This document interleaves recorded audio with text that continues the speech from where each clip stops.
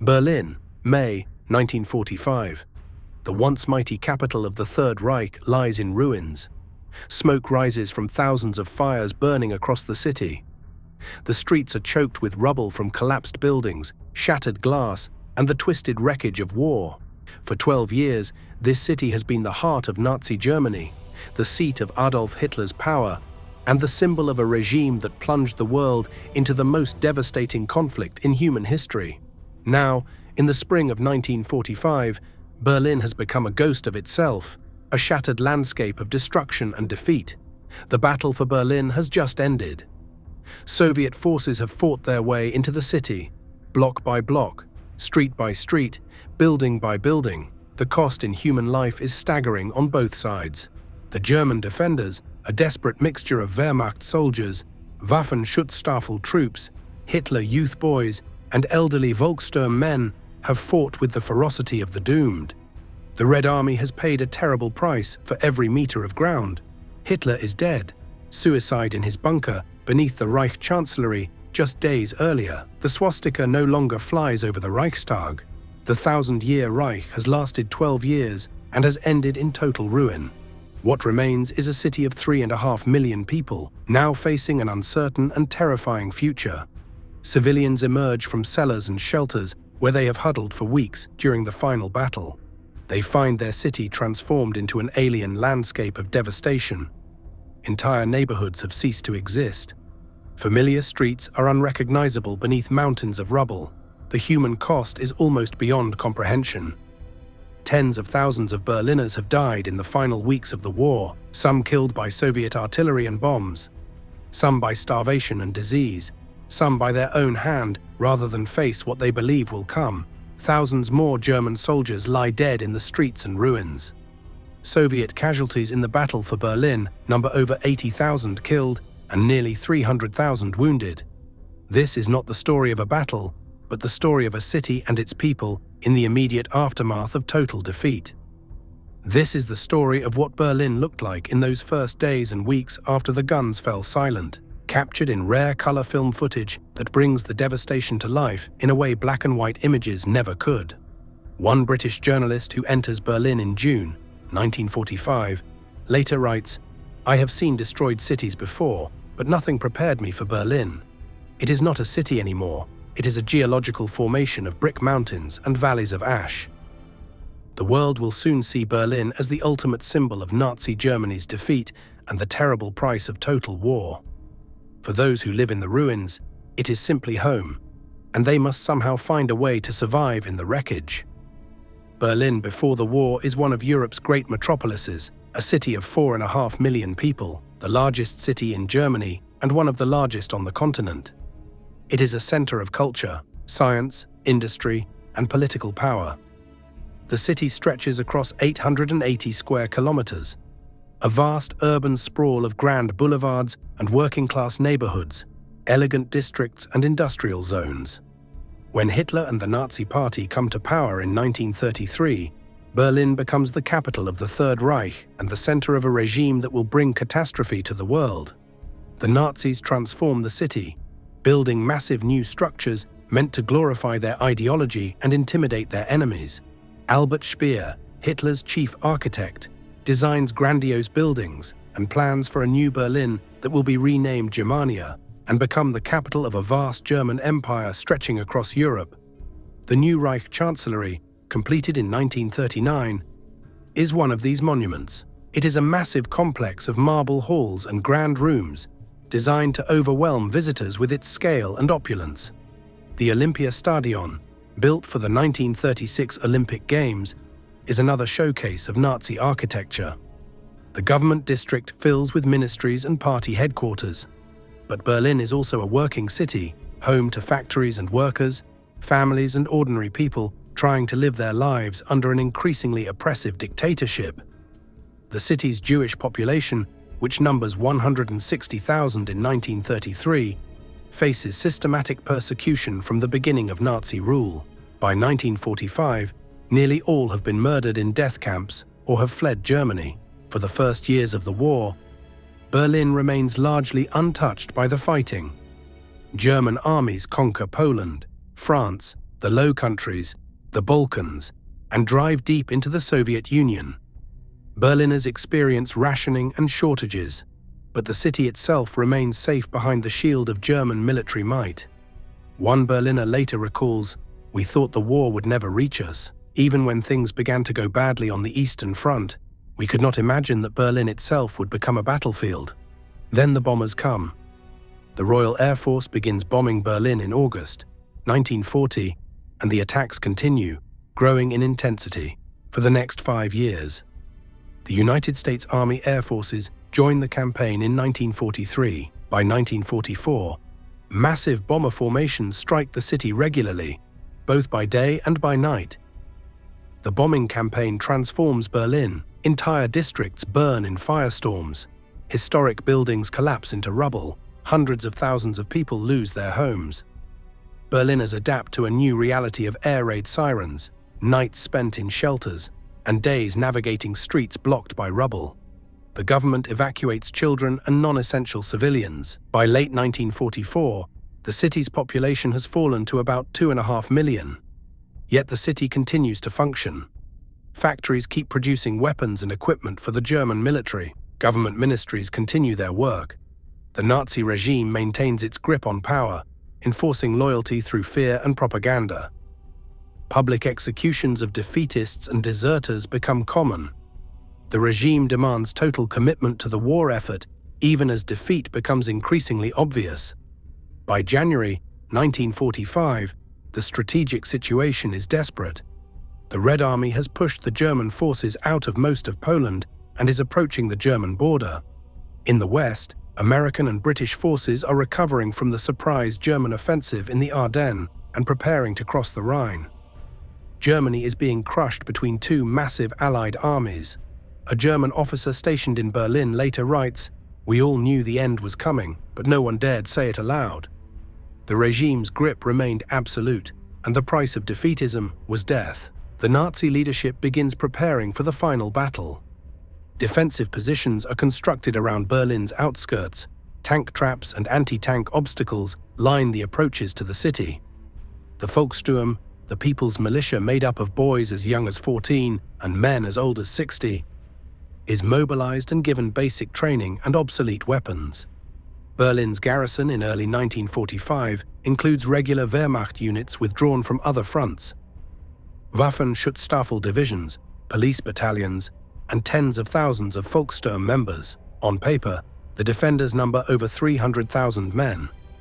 In reality, many are poorly trained, inadequately equipped, and demoralized. Ammunition and fuel are in desperately short supply. The city's geography makes it a formidable defensive position if properly defended. The Spree River runs through Berlin's heart. Canals crisscross the urban landscape. Massive stone buildings can be turned into fortresses. Wide boulevards create killing zones for defenders. But Hitler's orders make rational defense impossible. He insists that every position must be held to the last man. No retreats are permitted. Officers who suggest withdrawing to more defensible lines risk execution. The defense is organized into 3 rings, but coordination between units breaks down as the battle approaches. Civilian authorities make some attempts to prepare for what is coming. Food stockpiles are established in shelters and bunkers. Medical supplies are gathered. Evacuation routes are planned, though few civilians are actually evacuated. Most Berliners have nowhere to go and no means of leaving. The mood in Berlin in the early months of 1945 is a mixture of fear, denial, and grim determination. Nazi propaganda insists that wonder weapons will turn the tide. Radio broadcasts speak of armies being assembled to relieve the city. Many Berliners desperately want to believe these lies. Others simply wait for the end, hoping somehow to survive whatever comes next. Women face particular fears. Stories have spread of Soviet treatment of German civilians in East Prussia and other territories already overrun. Reports of mass rape and brutality fuel terror among Berlin's female population. Some women prepare poison for themselves and their children rather than face capture by the Red Army. By April 1945, the Red Army is closing in from the east.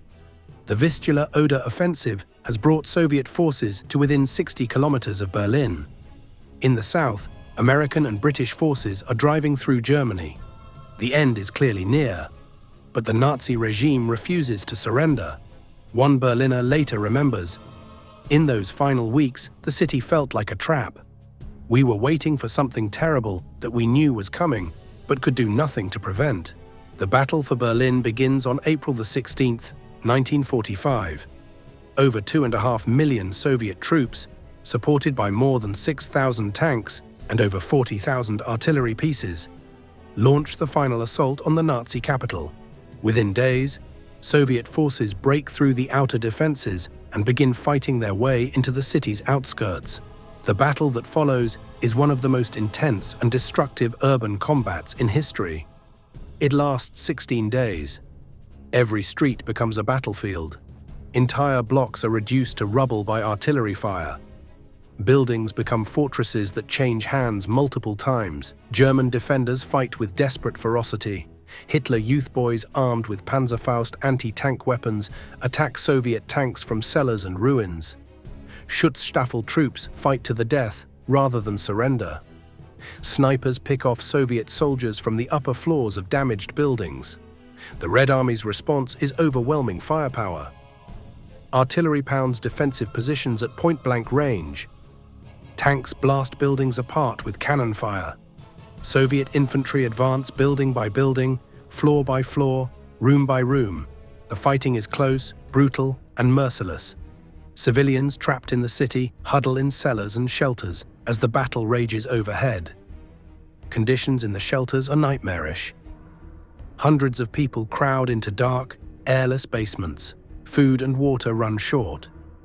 The injured and dying lie among the living. The sounds of battle are constant, deafening, terrifying. On April 30th, 1945, Adolf Hitler commits suicide in his bunker beneath the Reich Chancellery. His body is burned in a shell crater outside the bunker entrance. The news spreads slowly through the shattered city. Some defenders fight on, others begin surrendering or fleeing. On May 2nd, 1945, the Battle of Berlin officially ends. General Helmuth Weidling, commander of Berlin's defense, surrenders to the Soviet forces. German units throughout the city begin laying down their weapons. The fighting stops. An eerie silence falls over the ruins. The cost of the battle is staggering: over 80,000 Soviet soldiers killed and nearly 300,000 wounded. German military casualties are estimated at over 90,000 killed, 220,000 wounded, and nearly 500,000 captured. Civilian deaths during the battle number at least 20,000, possibly many more. Berlin is now in Soviet hands. The Third Reich has fallen. The capital of Nazi Germany lies in ruins, and over 2 million civilians face an uncertain future under Soviet occupation. The Berlin that emerges from the battle is almost unrecognizable. Approximately 70% of the city center is destroyed or severely damaged. Over 600,000 apartments, homes to millions of people, are gone. An estimated 75 million cubic meters of rubble, the shattered remains of buildings and infrastructure, chokes the streets and fills entire city blocks. The scale of destruction defies comprehension. Entire neighborhoods have been reduced to moonscapes of brick rubble and twisted steel. In some districts, not a single building stands intact. Walls rise from the debris like broken teeth, their windows empty black holes staring at nothing. Staircases lead nowhere, ending abruptly in mid-air where the rest of the structure has collapsed. The grand boulevards and monuments of Nazi Berlin are shattered. The Reich Chancellery, Hitler's seat of power, is a gutted shell, its marble halls open to the sky, its grand rooms filled with rubble and debris. The Reichstag, the old parliament building that the Nazis had used for propaganda purposes, is heavily damaged, its dome partially collapsed, Soviet soldiers having fought through it room by room. The Kaiser Wilhelm Memorial Church stands as a jagged ruin on the Kurfürstendamm. The Berlin Cathedral is damaged but still standing, though its interior is wrecked. The State Opera House on Unter den Linden is a burnt-out shell. Potsdamer Platz. once one of the busiest intersections in Europe, is an empty wasteland of rubble. Residential districts fare no better. Working-class neighborhoods in districts like Wedding and Kreuzberg are devastated. Middle-class areas show block after block of ruined apartment buildings. Even wealthy districts have not been spared. Everywhere, the landscape is the same: rubble, ruins, and wreckage. The city's infrastructure is shattered beyond immediate repair. The public transportation system is completely paralyzed. The elevated railway, the S-Bahn, has sections of track twisted and collapsed. The underground railway, the U-Bahn, has flooded tunnels where the Germans blew up sections to try to slow the Soviet advance. Tram lines are buried under rubble or torn up. Roads are impassable in many areas, blocked by debris, bomb craters, and the wreckage of vehicles. Bridges across the Spree and the canals have been demolished by the retreating Germans or destroyed in the fighting. The few that remain standing are damaged and unstable. Water supply is crippled. The main waterworks and pumping stations are damaged or without power.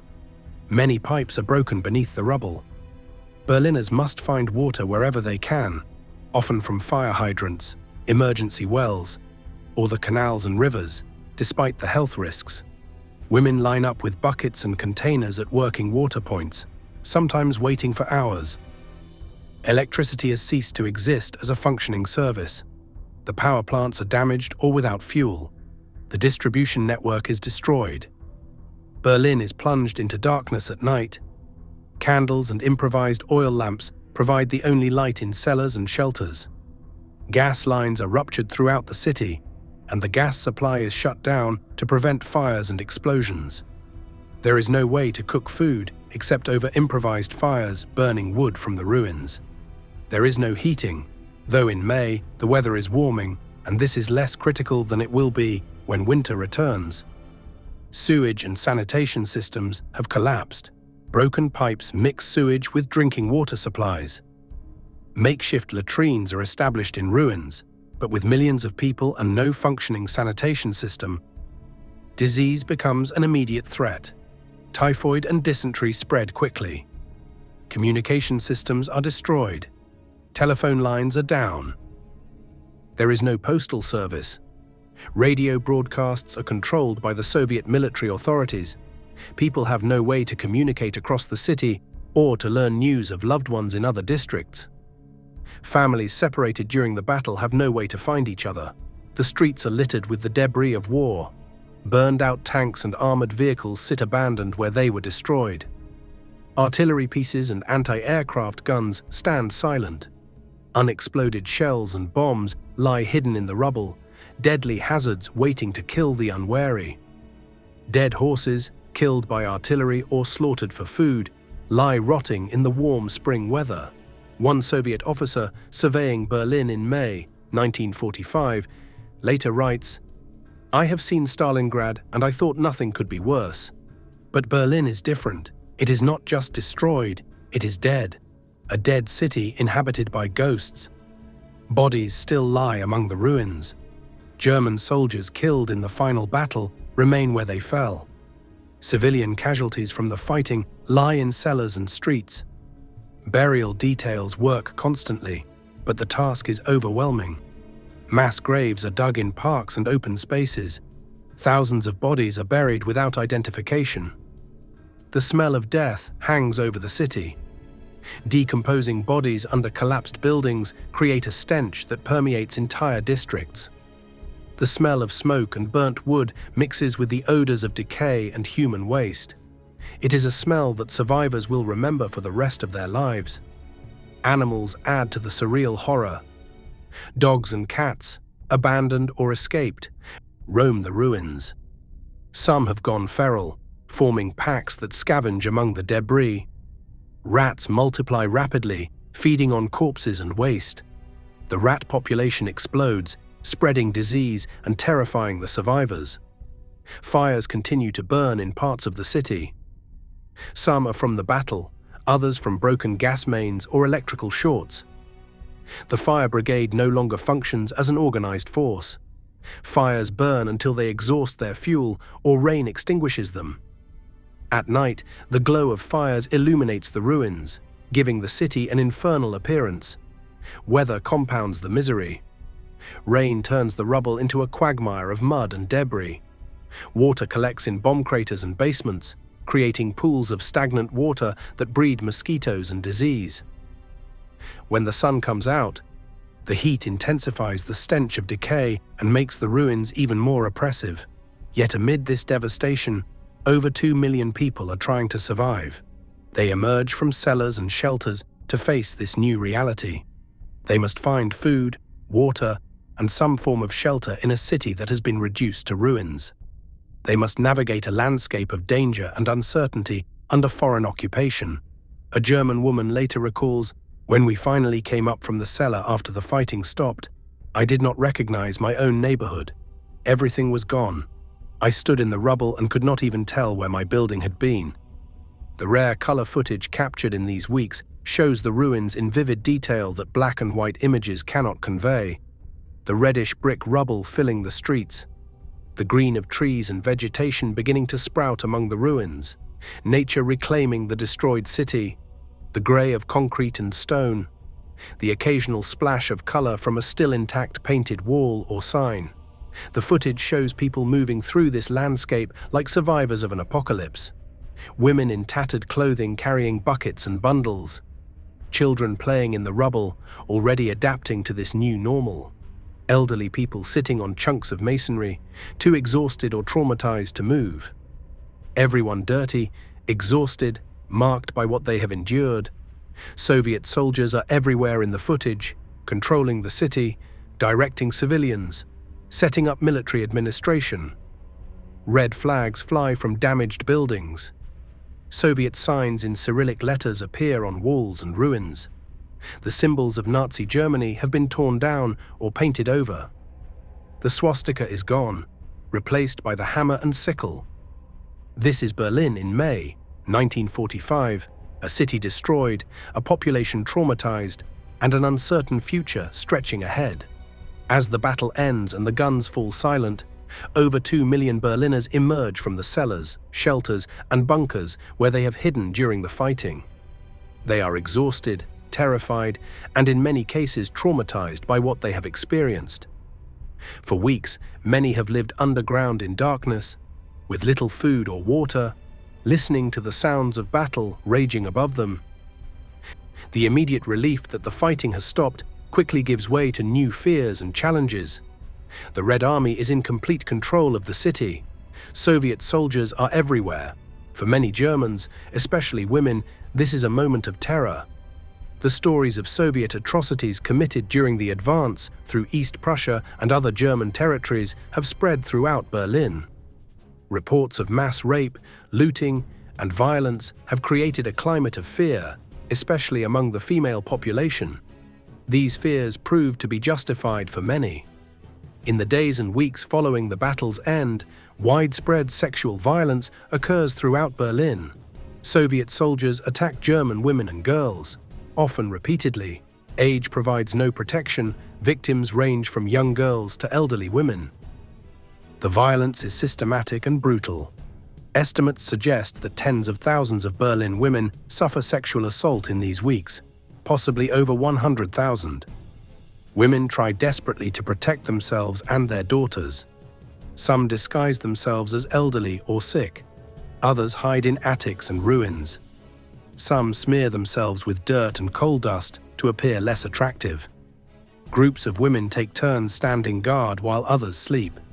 But in a city under total occupation, protection is often impossible. One Berlin woman later writes in her diary, "A woman must belong to a man, or she is fair game for all of them. This is the new reality we must accept to survive." Some women form relationships with individual Soviet officers or soldiers as a means of protection. These arrangements, born of desperation rather than choice, provide some women and their families with food, protection from other soldiers, and a measure of safety. The price is collaboration and the hatred of other Germans who view these women as traitors. Soviet military authorities make some attempts to control the violence. Officers issue orders against rape and looting. Some soldiers are court-martialed and punished. But enforcement is inconsistent, and many commanders turn a blind eye to the behavior of their troops. The violence continues for weeks, gradually decreasing as Soviet military discipline is reimposed and frontline units move on. Beyond sexual violence, looting is widespread. Soviet soldiers take watches, jewelry, bicycles, clothing, and anything else of value. They search homes and cellars, often at gunpoint. Resistance results in violence. Many Berliners lose what little they have left. Yet the behavior of Soviet forces is not uniformly brutal. Some Soviet soldiers show kindness to civilians, especially to children and the elderly. They share food with hungry families. Some help clear rubble or repair damage. Soviet medical personnel treat injured Germans. Individual acts of humanity occur alongside the brutality. The contrast creates confusion and fear among Berliners. They never know which kind of Soviet soldier they will encounter. Every interaction with the occupiers carries risk. Trust is impossible. Survival becomes a matter of luck, caution, and making the right choices in impossible situations. Food becomes the most immediate and critical concern for the civilian population. The city's food supply system has completely collapsed. Stores and shops are empty, looted by soldiers or civilians in the chaos of the battle's end. Distribution systems no longer function. Warehouses have been destroyed or emptied. Starvation threatens the entire population.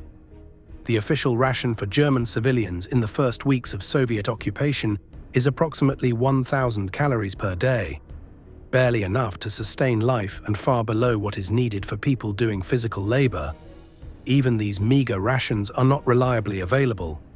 Distribution points are chaotic and supplies irregular. Berliners must find food however they can. Women form the bulk of the population now. Many men are dead, captured, or still in military service elsewhere. These women become the primary survivors and providers. They search through ruins for anything edible. They stand in line for hours at distribution points, hoping for bread or soup. A black market springs up immediately. Those with valuables, jewelry, watches, china, silverware can trade them for food. Cigarettes become a form of currency. Sexual favors are exchanged for food. The desperate will do almost anything to feed themselves and their children. Some Berliners venture into the surrounding countryside to beg or trade for food from farmers. They walk for hours or days, carrying whatever valuables they have left, hoping to exchange them for potatoes, bread, or vegetables. The journey is dangerous, and Soviet patrols often confiscate what they find. Children suffer terribly from the food shortage. Malnutrition becomes widespread. Babies and young children die of starvation and disease. Mothers watch helplessly as their children waste away. The psychological toll of being unable to feed one's children is devastating. One mother later recalls, "My daughter cried constantly from hunger. I had nothing to give her. I would rather have died than hear those cries, but I could do nothing." Disease spreads rapidly through the malnourished population. Typhoid fever breaks out due to contaminated water supplies. Dysentery is rampant. Tuberculosis spreads in the crowded, unsanitary shelters where people still live. Medical supplies are almost non-existent. Hospitals are damaged and overwhelmed. Many people die of treatable illnesses simply because there are no medicines or doctors available. Housing is another critical problem. With approximately 70% of the city damaged or destroyed, most Berliners have lost their homes. They continue living in cellars and shelters because there is nowhere else to go. Families crowd into any space that provides protection from the weather. Multiple families share single rooms in damaged buildings. The cellars and bunkers where people live are dark, damp, and unsanitary. There is no privacy. Disease spreads easily in such conditions. Yet people have no choice but to remain there until something better becomes available. For many, these underground spaces will be home for months. Some Berliners begin the work of clearing rubble and attempting to make damaged buildings habitable. They work with their bare hands or simple tools, moving brick by brick, trying to create some small space of normalcy. The task is overwhelming, but the alternative is to remain in the cellars. Soviet military authorities begin establishing order and administration. The city is divided into sectors that will eventually become the basis for the later division between East and West Berlin. Military commandants are appointed for each district. Curfews are imposed. Passes are required for movement between areas. Civilians are put to work clearing rubble and repairing infrastructure. Women are conscripted for labor details, forming the rubble women or Trümmerfrauen, who will become symbolic of post-war Berlin. They form human chains, passing bricks and debris hand to hand, slowly clearing the streets. The work is backbreaking and often dangerous. Unexploded ordnance and unstable ruins kill workers regularly. The work provides a small food ration for those who participate. This makes it essential despite the difficulty and danger. Women work for hours in the rubble, then return to their cellars to care for children and elderly family members. Exhaustion is constant. Slowly, tentatively, some services begin to resume. Soviet authorities work to restore water supply to parts of the city. Some power is restored to critical facilities. Temporary hospitals are established. Distribution points for food become more organized. Though supplies remain desperately inadequate, Soviet propaganda begins immediately. Loudspeakers broadcast communist messages and orders. Posters go up on walls throughout the city. The message is clear: the Nazi regime is gone, and Berlin is now under Soviet control. A new order is being imposed. The psychological state of Berliners in these weeks is complex and contradictory. There is relief that the bombing and fighting have stopped. There is grief for those lost. There is fear of the occupiers and uncertainty about the future. There is shame at Germany's defeat and guilt over what has been done in Germany's name. There is simply exhaustion and the desperate struggle to survive. One Berliner later reflects, "We were too tired to feel anything clearly. We existed from moment to moment, from one day to the next, never thinking beyond immediate survival." This is the reality for Berlin's population in May 1945, living in ruins, under foreign occupation, struggling daily for food and safety, and trying to comprehend the magnitude of the disaster that has overwhelmed their city and their lives.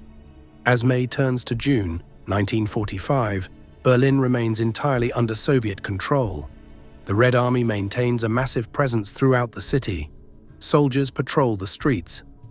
Soviet flags fly from government buildings and prominent locations. The hammer and sickle is the new symbol of power in the ruined German capital. Soviet military authorities work to establish a functioning administration in the chaos.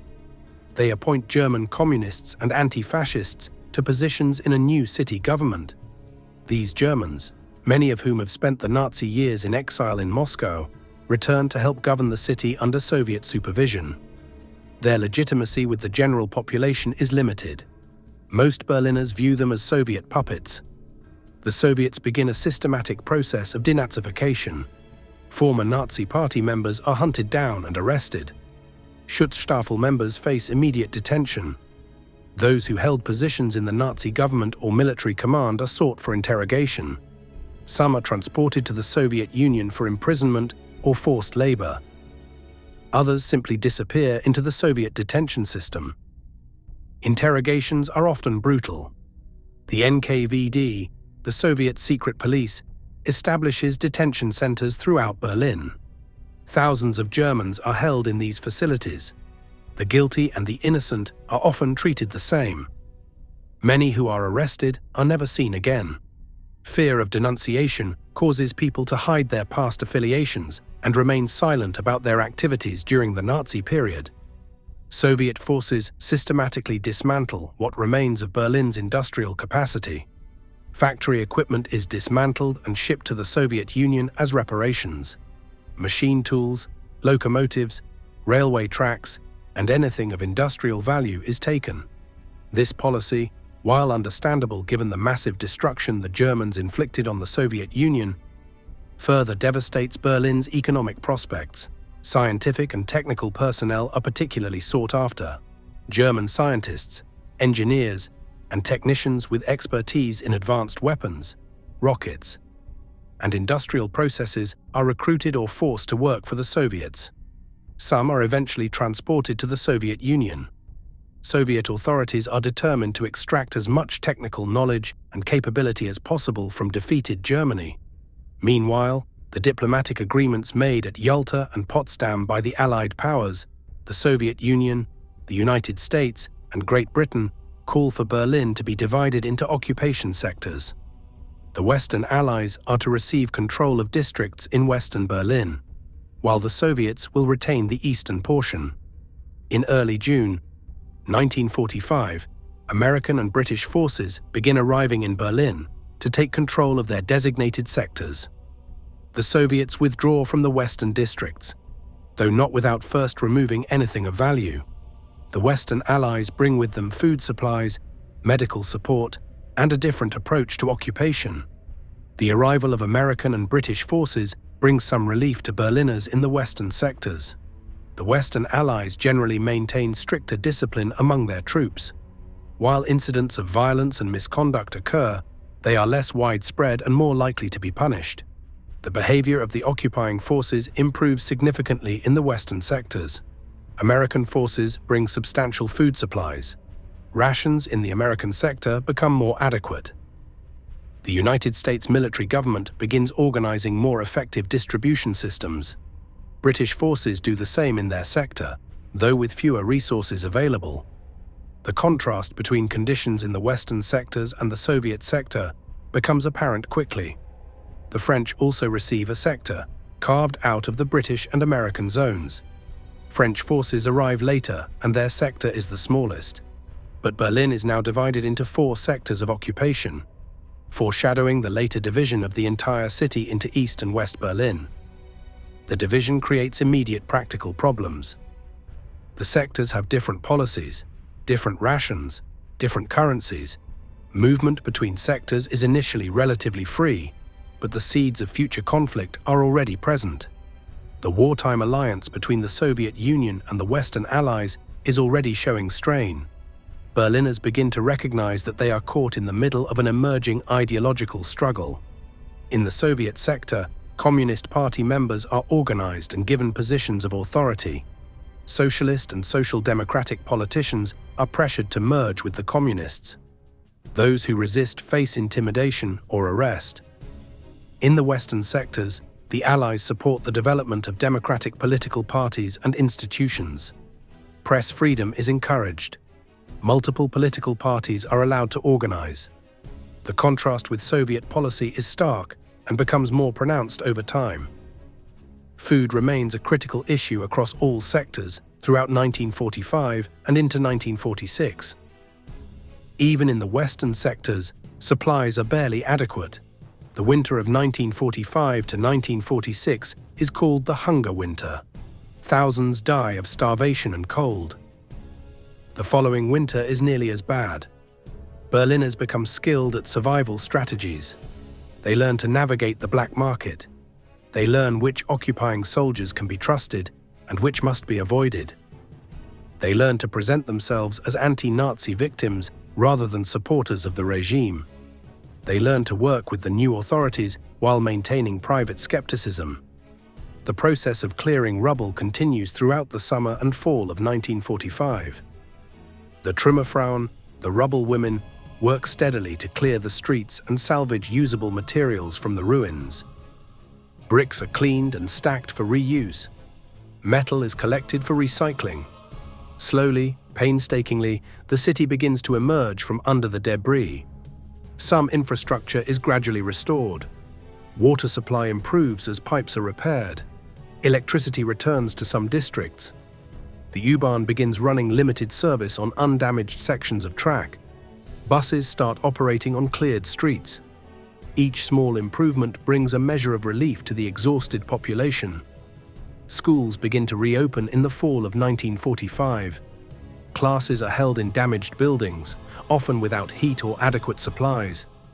Teachers work to educate a generation of children who have experienced nothing but war and deprivation. The curriculum must be completely rewritten to remove Nazi ideology. Churches and religious institutions begin to function again. They provide not just spiritual support, but practical assistance to the desperate population. Church organizations distribute food and clothing. They help orphans and widows. They provide some sense of community and continuity in a shattered society. Cultural life slowly begins to revive. Theaters that survived or can be repaired begin staging productions.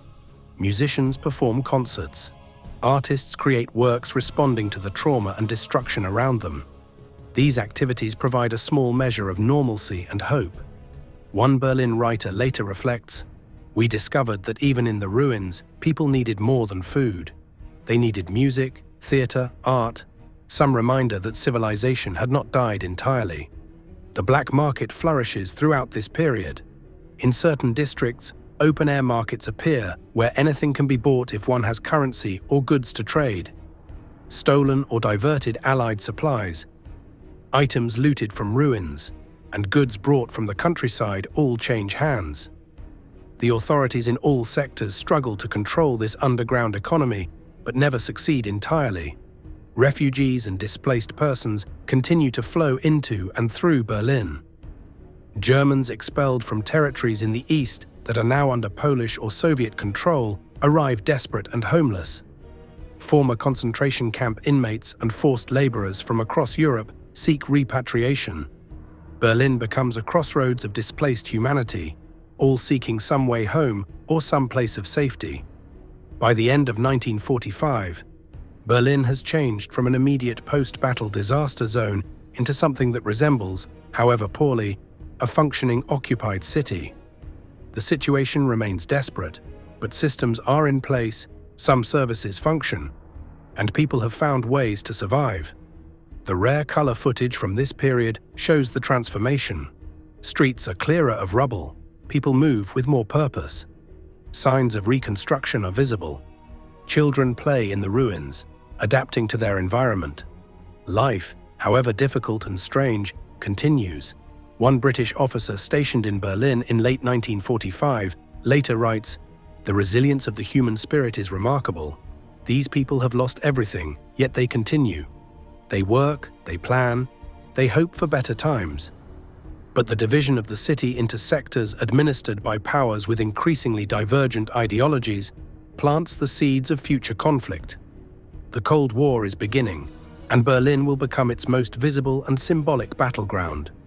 The cost of Berlin's destruction and occupation in human terms is almost beyond measure.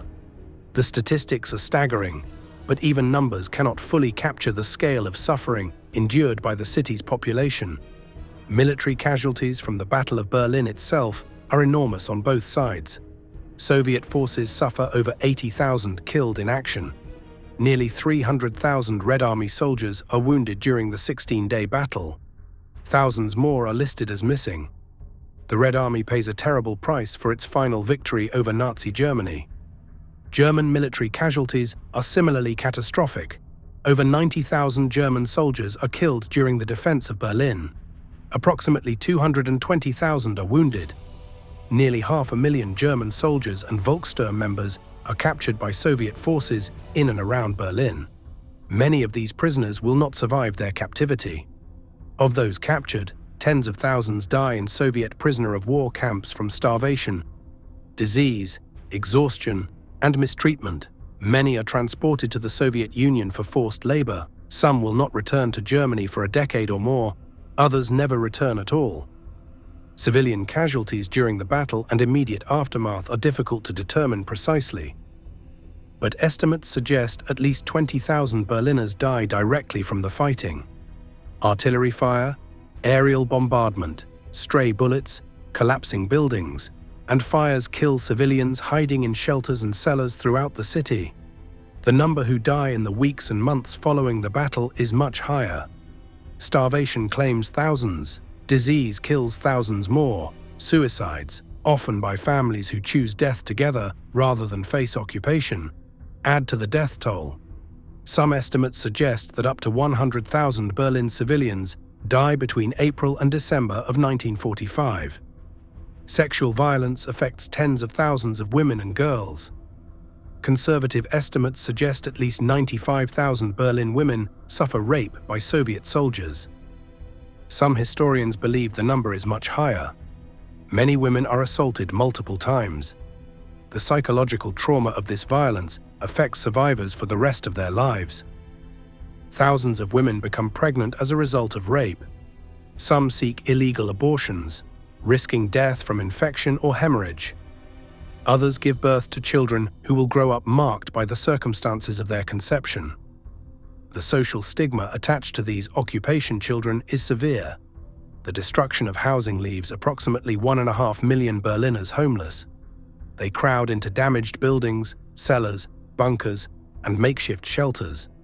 Families that once lived in comfortable apartments now occupy single rooms shared with strangers. Privacy ceases to exist for most of the population. Children suffer particularly severe consequences. Thousands are orphaned, having lost one or both parents to the war. Many are left homeless and alone, surviving on the streets by begging, stealing, or scavenging. Malnutrition stunts their growth and development. Education is disrupted for years. The psychological impact of trauma at such young ages will affect them for life. One aid worker reports in June 1945, "The children are the most heartbreaking sight. They have forgotten how to play, how to laugh. They have seen things no child should see, and they are old beyond their years. The elderly face terrible conditions. Without adequate food, shelter, or medical care, many simply give up and die." The death rate among elderly Berliners spikes dramatically in the year following the battle. Those who survive often lose everything they spent their lives building. Family separation is widespread.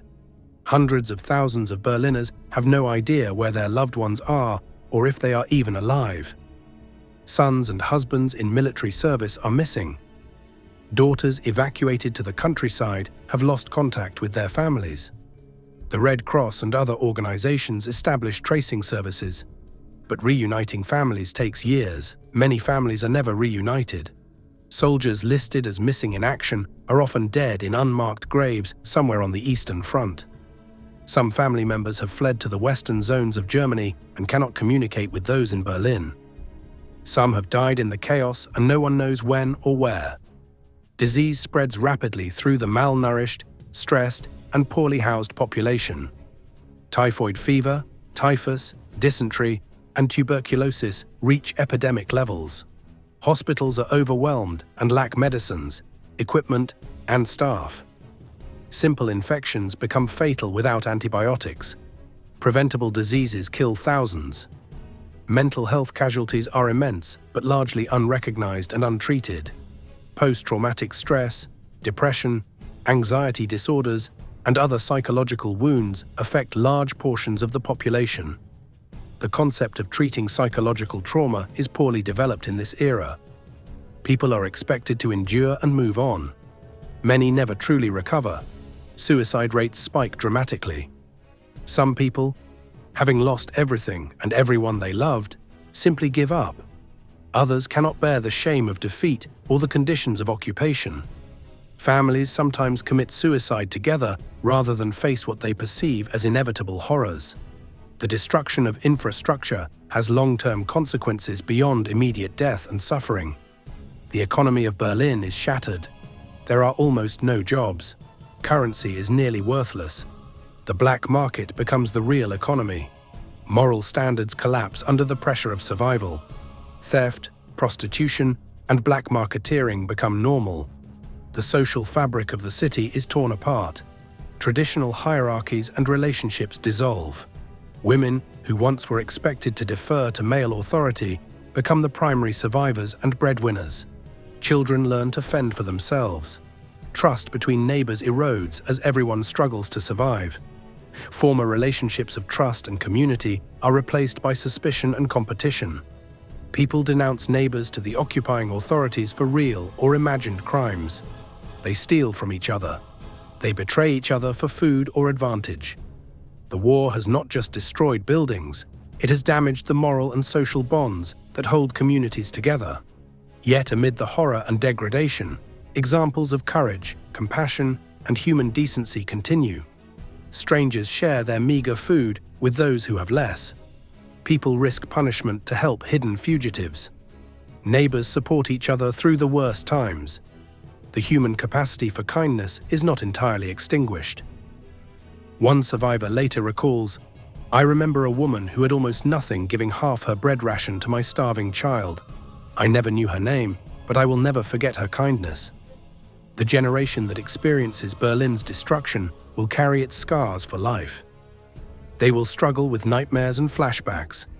They will find it difficult to trust or to form stable relationships.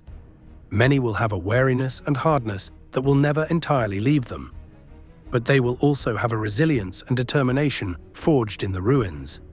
For the children of this time, the experience shapes their entire worldview. They grow up in a world where the normal rules do not apply, where adults cannot protect them, where survival requires cunning and ruthlessness. Many will become part of a lost generation, scarred by what they experienced at formative ages. The impact extends even to those born after the war. Parents traumatized by their experiences will pass on their fears, their silences, and their damaged relationships to their children. Intergenerational trauma will affect Berlin families for decades to come. By the end of 1945, Berlin's population has decreased dramatically from its pre-war peak of 4.5 million to approximately 2.5 million. Death, flight, and evacuation have emptied the city. Those who remain are the survivors, damaged, exhausted, and facing years of hardship, but alive. The ruins of Berlin stand as a monument to the cost of total war. The shattered buildings and piles of rubble are the physical evidence of what happens when a nation embarks on conquest and genocide. The human cost, the dead, the traumatized, the broken families and shattered lives, is the true legacy of Nazi Germany's ambitions. This is the price Berlin's population pays for the 12 years of Nazi rule and the 6 years of total war that regime unleashed upon the world. Conclusion: legacy of destruction. The Berlin that emerges from the ruins in 1945 is the most visible symbol of Nazi Germany's total defeat. The city that was the capital of the Third Reich, the seat of Hitler's power, and the nerve center of a regime that sought to dominate Europe lies in ruins. The transformation from capital of a would-be empire to shattered landscape of rubble takes less than 6 years. The Battle of Berlin is the final major battle of the European theater of World War II. It represents the definitive end of Nazi Germany as a political and military force. Hitler's suicide in his bunker, the surrender of Berlin's defenders, and the raising of the Soviet flag over the Reichstag mark the conclusion of the deadliest conflict in human history. The battle's strategic significance is clear. The capture of Berlin gives the Soviet Union complete control over the German capital and much of central Germany. This positions the Soviets to play a dominant role in shaping post-war Europe. The division of Berlin into occupation sectors plants the seeds of the Cold War that will dominate international relations for the next 45 years. The human cost of Berlin's destruction is staggering, but represents only a small fraction of the total cost of World War II. Over 60 million people die worldwide during the war. The Holocaust claims 6 million Jewish lives and millions more victims of Nazi racial ideology. The Soviet Union alone suffers approximately 27 million deaths. Berlin's suffering, while immense, is part of a catastrophe of almost incomprehensible scale. The destruction of Berlin serves as a physical manifestation of the consequences of aggressive war and genocidal ideology. The city's ruins are a warning about what happens when a nation follows a path of conquest and racial hatred. The photographs and film footage of destroyed Berlin become some of the most powerful images of the war's devastation. The rare color footage of Berlin in ruins has particular historical value. Color images provide a visceral reality that black and white photographs cannot quite capture. They make the destruction feel more immediate and real to later generations. They preserve for history the appearance of a city transformed into a landscape of devastation.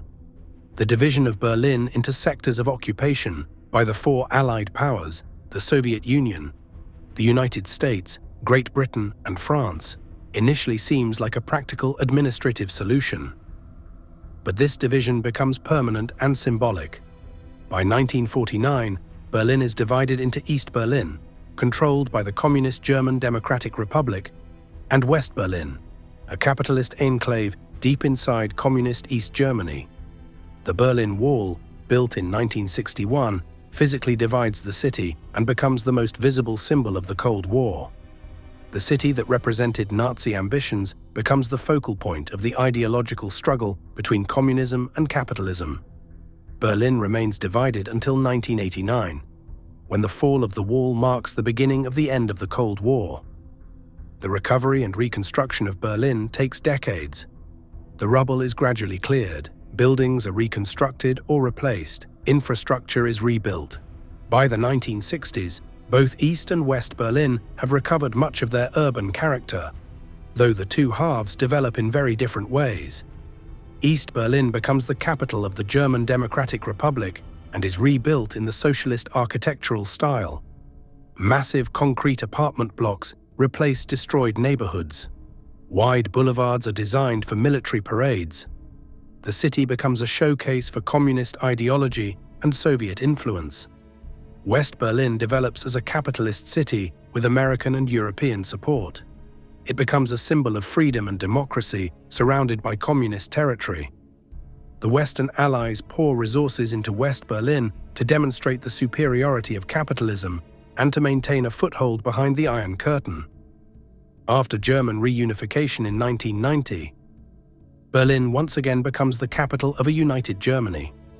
The city must integrate its two halves and overcome decades of division. This process continues into the 21st century. Today, Berlin is a vibrant, modern city of approximately 3.5 million people. It is a center of culture, technology, and politics. The ruins have been cleared and replaced with new buildings. But reminders of the war and division remain. Preserved ruins stand as memorials. The Kaiser Wilhelm Memorial Church is left partially destroyed as a reminder of war's devastation. Sections of the Berlin Wall are preserved as historical monuments. Museums and memorials throughout the city document the Nazi period, the war, the Holocaust, and the division. The Holocaust Memorial in central Berlin, completed in 2005, stands as a stark reminder of the Nazi regime's genocide. Other memorials honor the victims of Nazi persecution, the dead of World War II, and those killed trying to escape from East Berlin during the Cold War. Berlin's museums contain extensive documentation of the city's wartime experience. The German Historical Museum, the Topography of Terror, and other institutions preserve the history of this period. They ensure that future generations can learn what happened and why it must never happen again. The lessons of Berlin's destruction remain relevant. The dangers of totalitarian ideology, aggressive nationalism, and racial hatred are documented in the ruins of the Nazi capital. The consequences of allowing such ideologies to take power are visible in the destruction and suffering that followed. The resilience of Berlin's population offers different lessons. The ability of human beings to endure unimaginable hardship and gradually rebuild their lives and their city demonstrates both the strength and adaptability of the human spirit.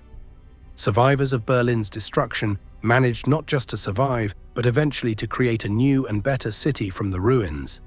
The integration of Berlin's traumatic history into the modern city's identity is a continuing process. Germany has worked harder than perhaps any nation in history to acknowledge and atone for the crimes of its past. Berlin's memorials and museums reflect this commitment to historical honesty and responsibility. For historians, Berlin in 1945 represents a crucial moment of transformation. It marks the end of one era and the beginning of another. The ruins are the physical evidence of Nazism's collapse. The subsequent division and eventual reunification of the city mirror the larger story of Europe in the second half of the 20th century. For those who lived through it, Berlin's destruction was a personal catastrophe that shaped the rest of their lives. Many survivors never fully recovered from what they experienced. The trauma, loss, and suffering left permanent scars. Yet they rebuilt their lives and their city, creating something new from the ruins. The rare color footage and photographs from 1945 preserve for history what Berlin looked like at its moment of greatest devastation. They document not just destroyed buildings, but the human faces of survivors, exhausted, traumatized, but enduring. These images remind us that history is not just about great leaders and military campaigns, but about ordinary people caught in extraordinary circumstances. As one historian later reflects, Berlin in 1945 shows us both the worst and best of humanity, the destructive power of hatred and war, but also the resilience and determination that allows people to survive and rebuild even after total catastrophe. The city that rose from the ruins became a symbol of recovery, reconciliation, and the possibility of redemption. Modern Berlin stands as proof that even the most complete destruction is not necessarily final, that cities and societies can rebuild and transform themselves. But the ruins also serve as an eternal warning, a reminder of what happens when nations embrace ideologies of hatred and conquest, when democratic institutions fail, and when aggression goes unchecked. The lesson of Berlin is written in the rubble of 1945 and must never be forgotten.